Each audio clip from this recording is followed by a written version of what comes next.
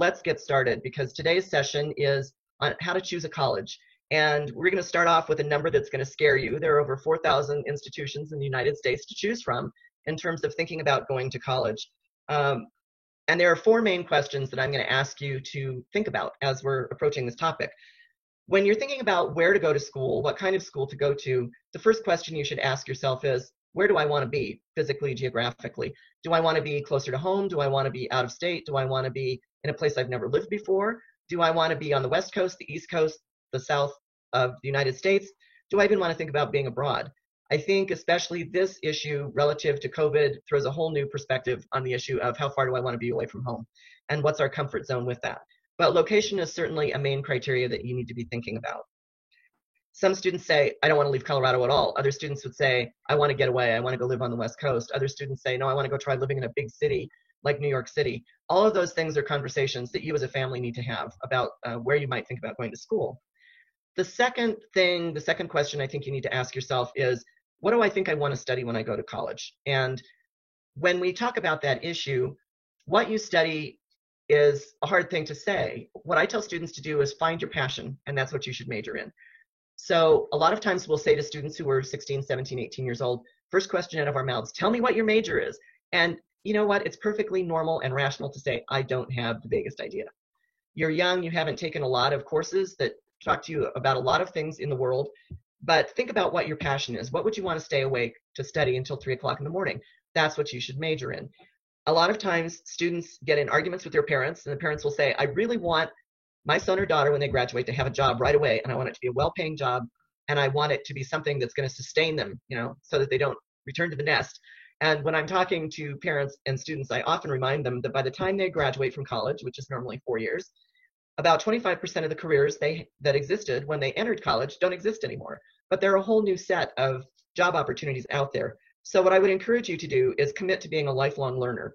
And what that means is follow your passion, follow your interest, and you'll be successful no matter what that passion or interest is. The third question I think you need to ask yourself as you're thinking about where you go to school is what size school you want to attend. Some students feel comfortable only attending schools that are relatively small. They think they're going to get more personalized attention, more one-on-one faculty interaction, a small, close-knit community.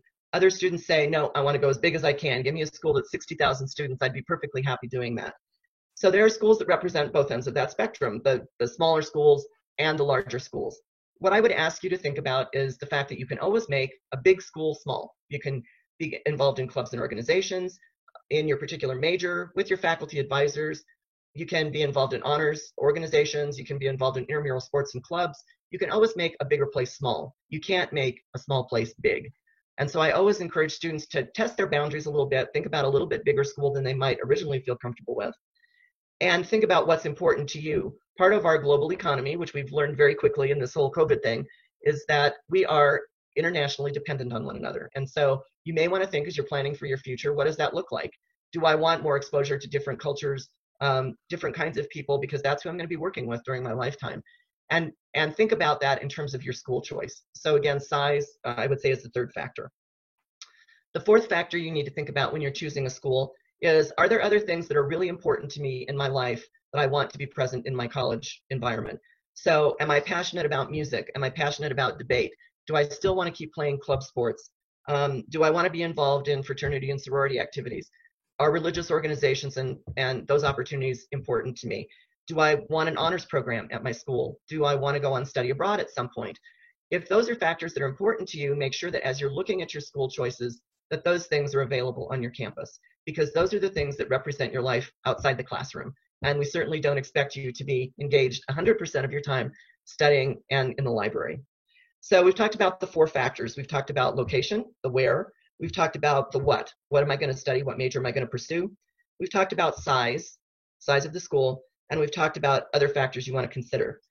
Now, if a parent is sitting there listening to this presentation, they're saying she didn't talk about cost. And you're right, I didn't talk about cost, because cost is certainly a factor in the final decision of where someone goes to school.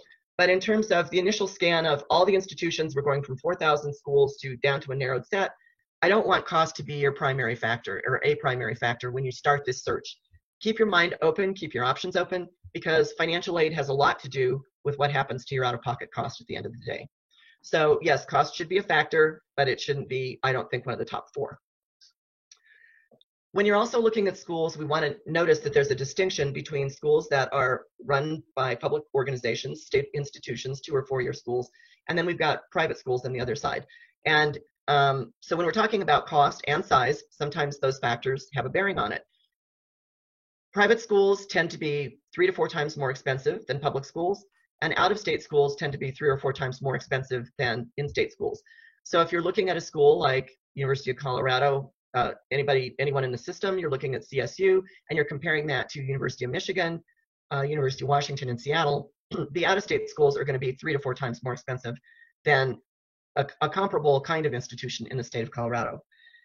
You also need to be thinking about the diversity of the programs. When I say that you can make a bigger school small, but you can't make a smaller school big, when you tend to be thinking about larger institutions, you tend to be thinking about more facilities, newer facilities, more investment in capital equipment, labs that you would be experiencing in science classes, faculty from a more diverse background, and more emphasis on research that's brought into your classroom. So those are other things that you need to think about when you're choosing a school.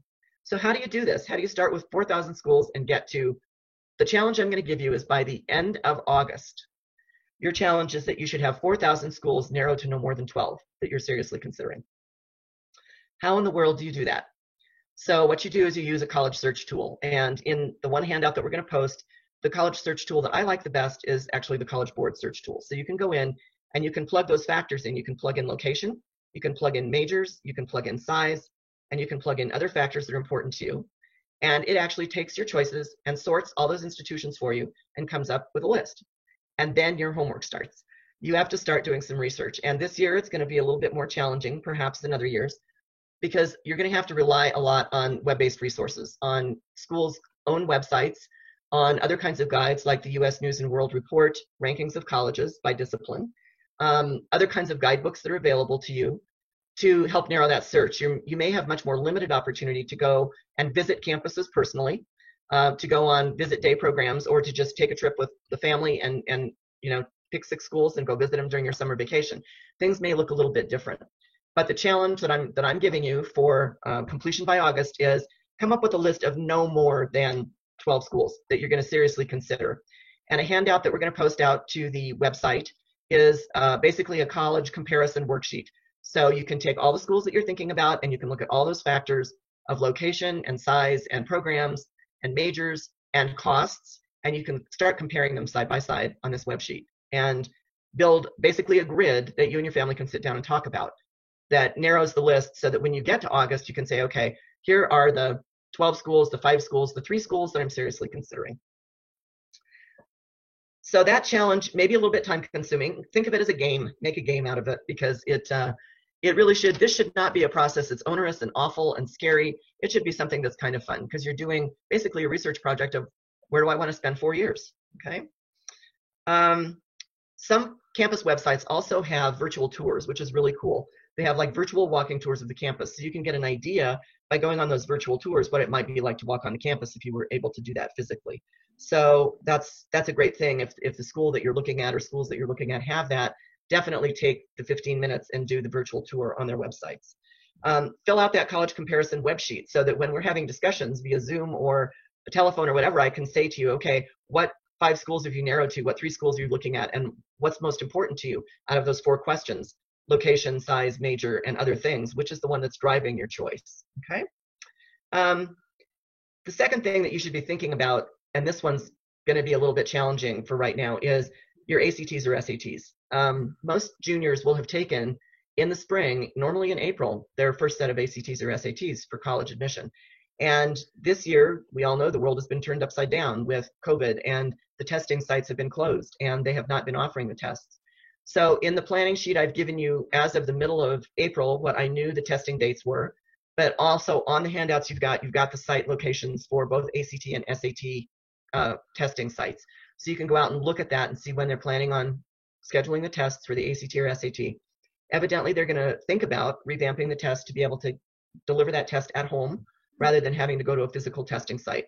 But that is going to be something you're going to need to keep your eye on, because most schools will probably still require either the ACT or SAT as part of the admission process.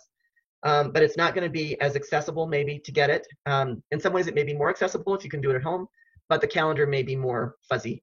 So normally a student would take the ACT or SAT twice, unless they really scored well the first time for college admission. And so normally the first test would be in the spring in April, and the second test would normally be early fall. So you're going to need to plan. You're going to need to look at those testing dates and figure out what the testing dates are and how to get those tests. The third thing that I would ask you to do before school ends this spring, before your official end of term date with the school district, is to make sure that you talk to your teachers, that you are thinking about letters of recommendation for the college admission process. Normally, the high school has a form out on their website which facilitates that letter of reference for your application. You don't have to worry about getting one in your hand right now, but you need to be thinking about which teachers you would go to talk about getting a recommendation. Most colleges require 1 to 3 recommendations, and so that recommendation could be from a coach, it could be from a mentor, it could be from an employer, it could be from a faculty member. But the letters of recommendation that are the most useful, speaking as a former admissions person, are the ones that really talk about how you handle adversity, how you handle challenge, and certainly we're all going through periods like that in our life right now.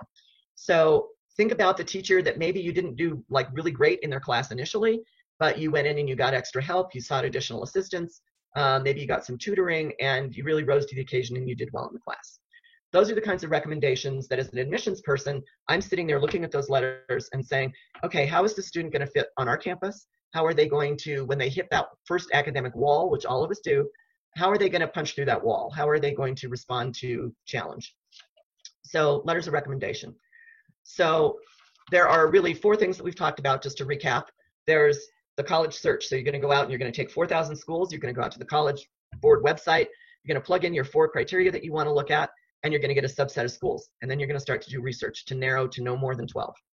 Second thing is that you're going to look at the ACT or SAT testing schedule, and you're going to really know when those testing dates are and when you need to sign up.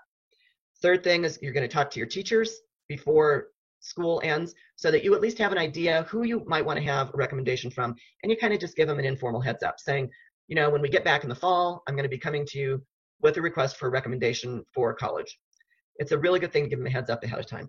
And then the fourth thing I want you to think about is call me for an appointment. Okay, it's going to be important that I think, especially this year, that you have somebody to bounce things off of. It's going to be important that you have somebody to talk to just say, I'm scared, I'm frustrated, I don't know what to do. And I'm more than happy to be that sounding board for you and your family as we go through this process. So I wish you all the best. We're sitting here, it's late April, early May. We've got, you know, May, June, July, August, and moving into the beginning of the fall term back in school, hopefully, as much as we know at this point. Summer's a great time to go through this process, to kind of get ducks in order and make sure that we know what has to be done. We're all here to help. We're all here to have this not be a scary time, any more scary than it would normally be. And please call and schedule some time, and we're here to help however we can. Best of luck. Let's go.